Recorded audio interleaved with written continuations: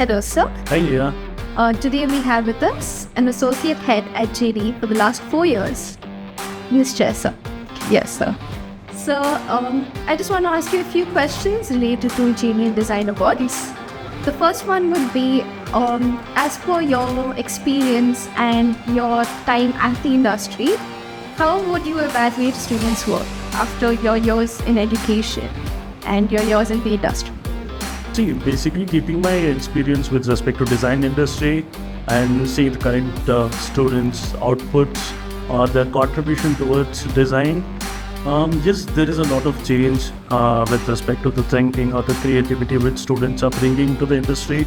And the industry means, as a student when I was there from last 7 years back or 8 years back, when I was seeing the way how design was being interpreted or how industry is taking towards it.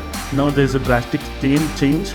I could also see the students are contributing more towards that, and as you know, when it comes to JD Design Awards, we have good collaboration in terms of industry, and that collaboration is somewhere building a strong foundation for our students to strongly come up with a good design which is executable, design which is feasible.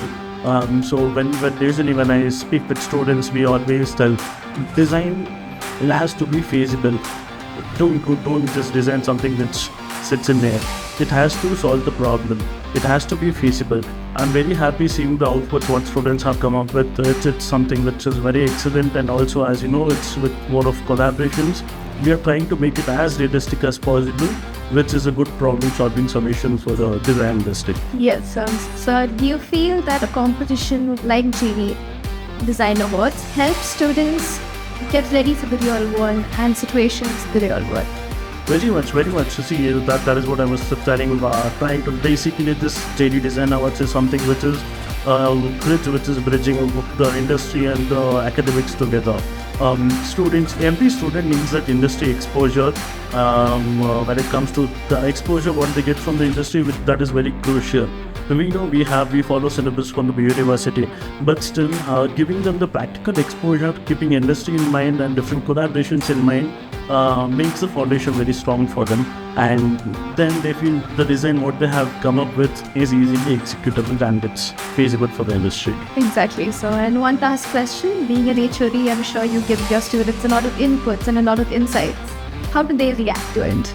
Initially, I have gone through this multiple times. Students come up with sad face, or they won't accept the reviews or the comments what we give them.